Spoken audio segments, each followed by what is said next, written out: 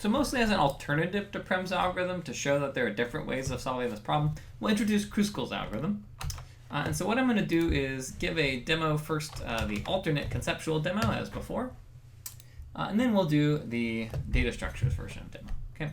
So in Kruskal's algorithm, we're going to have a graph, and we're going to consider the edges in ascending order of weight. Okay. So here's all the edges sorted by weight, and we'll say, okay, this is the smallest edge in the graph, so we'll add that. Okay. Then we'll consider the next one, and we'll add that too. And then we'll consider the next one, next smallest, and we'll add that. And then we'll consider the next one, right here, 0, 2. Now, one of the steps that I've omitted in describing this algorithm is that a shortest paths tree, of course, should not have a cycle in it. So what we need to do when we're considering each edge is ensure there's no cycle. So is there a cycle here? No. Okay. So great, we'll add it. Okay. This is the next shortest. And so another question is, what's going to be added next to the minimum spanning tree? Okay.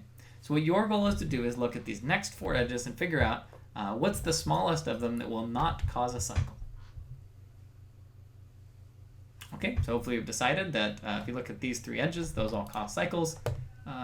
So this creates a cycle, this creates a cycle, that creates a cycle, and this one does not create a cycle, so it gets to be part of the minimum spanning tree. That's the next edge. It creates a cycle, creates a cycle, creates a cycle, and then finally it does not create a cycle. And then, well, at this point, our algorithm is done because we have v minus edges. The implementation that our standard textbook implementation does from Princeton does not actually terminate at this point, so it'll continue to check edges, and now, finally, we'll consider itself done. Okay, so that's Kruskal's algorithm. So now let's think about how this algorithm might work with data structures that we actually use in 61B. And so in this case, what we're going to do, our trick is going to be to insert all edges into a priority queue.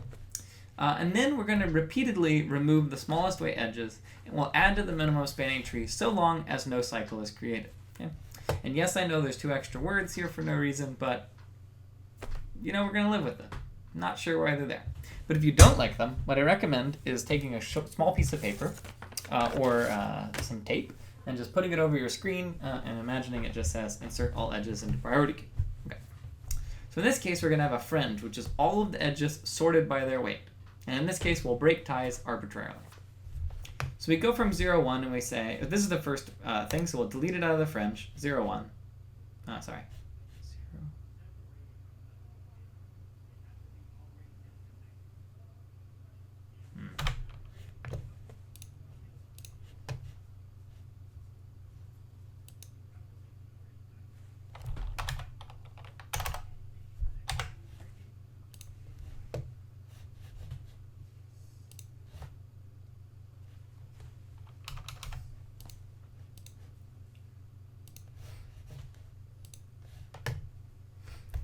So we're against them.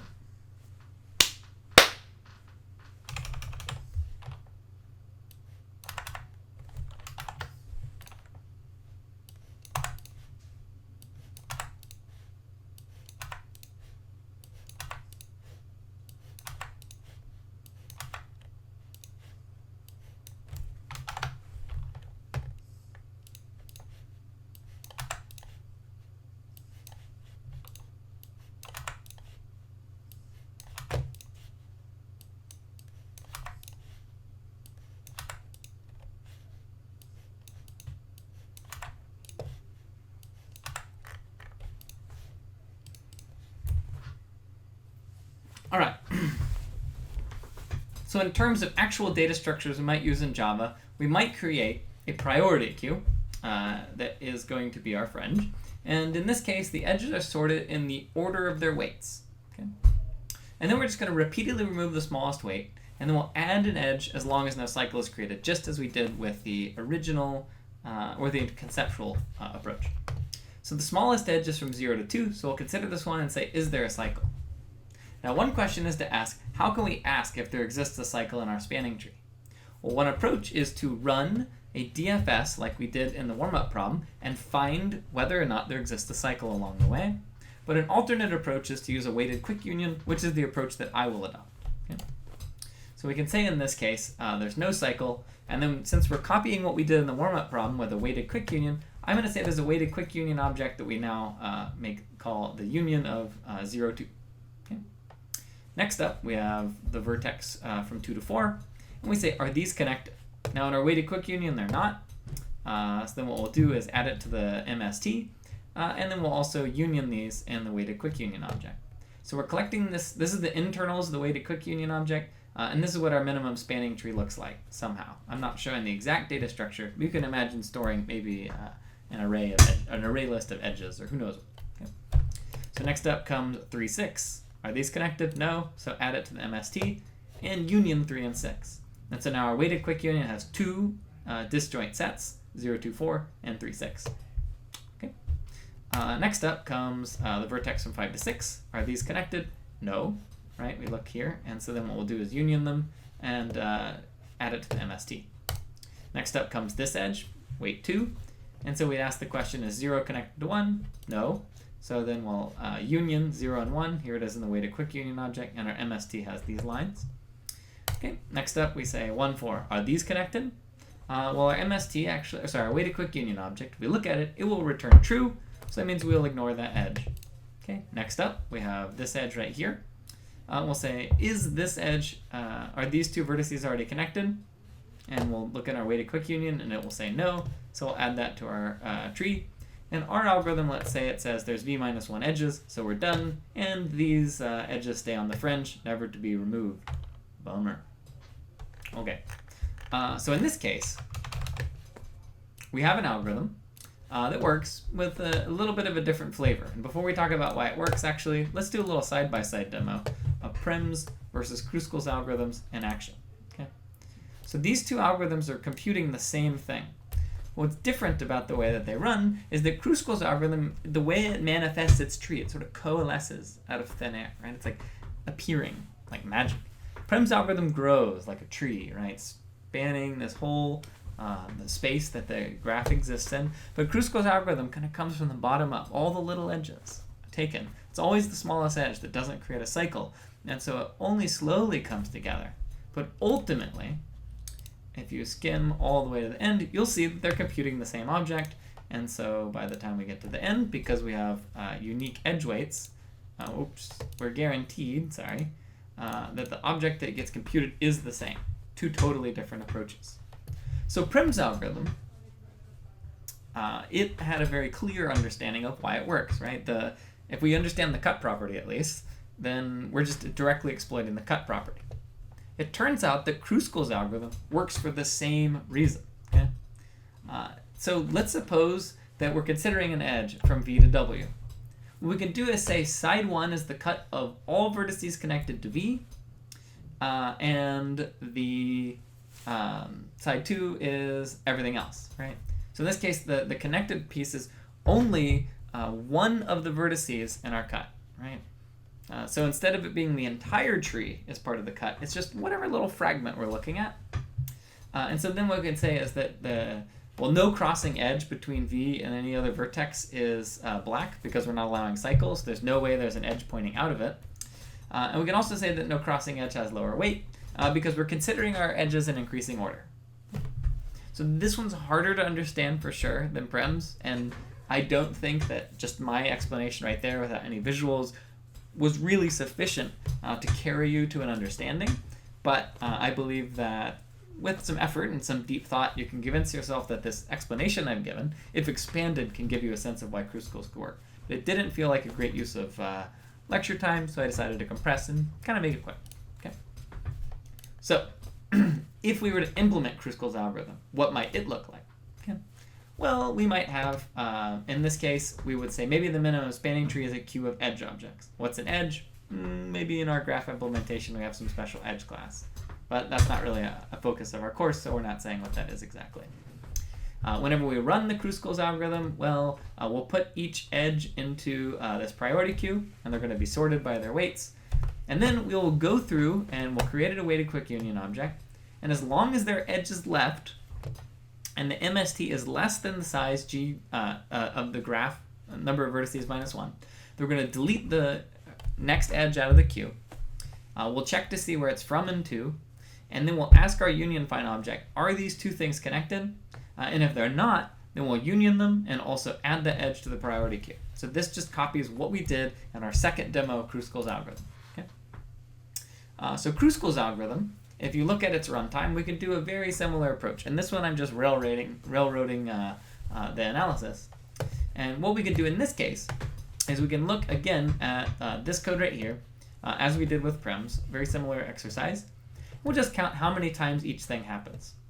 So how long does it take to delete the, how long does it take to build this priority queue of edges? Well, depending on how you could do it, it could be either e log e or just e. But here I'm saying it's e. Why is that? Well, we can use this process we haven't described in this class, but that was on the Spring 15 midterm to be able to build a priority queue in e time. But if you want this to be, if you feel like that this should be e log e, I'll believe you. That's fine. In this case, deleting the minimum, we have e edges, and each one takes log e to remove, so that's e log e. The connect operation, well, we're going to do up to v connect operations, and each one of those is going to take log star time, so that'll be v log star v. And then finally, the number of is connected operations, that's going to be e. For each edge, we have to see, are those edges connected? So it's going to be e log star v. So if we add up all of these, well, e log e is bigger than any of these other things. So the overall runtime is just e log e.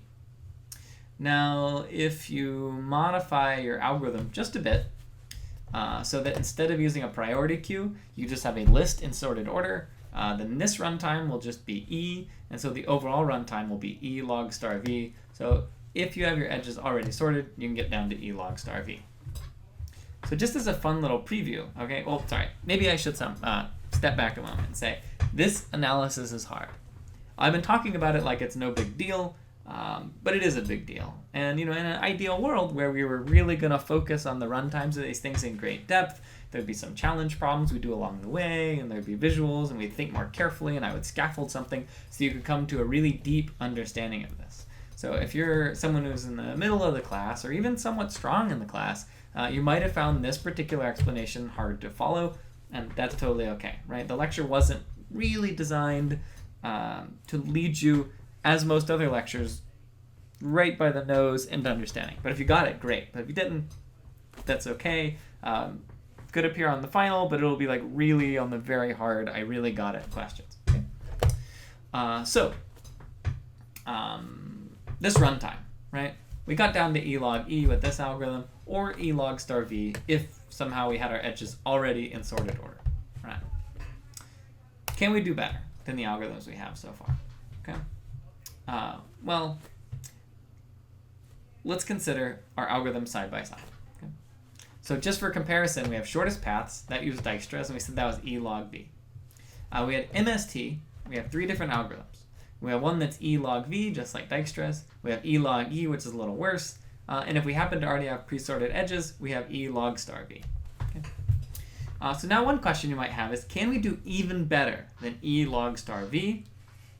Well, that actually is an open research question. So there's actually been a succession of repeated algorithms to make things better. Given a graph, find its minimum spanning tree. And so you can see over the last few decades, we've had a sequence of refinements where we went from an e log v algorithm to what was an e log star v algorithm by my former TA, Bob Targent, by the way. He was, by the way, a lot older than me, but hey, he was serving as a TA one semester for me. And then we had some improvements. We went from e log star v to e log star v. That's quite fast.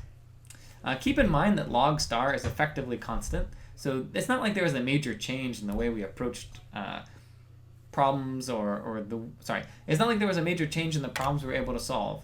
Going from here to here is a pretty small change. This is infinitesimal, even smaller. And so, once you're here, you're almost as good as just e. Then we have here this is the Ackermann function that we discussed before. And what's interesting, in 2002, there was an algorithm that we don't know its runtime, but we do know that it's optimal. Okay, and so it's an open question whether or not there is just a plain flat E algorithm, but it is clear that finding the minimum spanning tree is something we can do in at least almost linear time in E. And certainly we could do no better than E, because we need to at least look at all the edges. Okay. So that's it for today's lecture. I know that it was pretty challenging, but I hope for those of you who have a bit of a theoretical bent, you enjoyed getting a more aggressive look data structures and algorithms.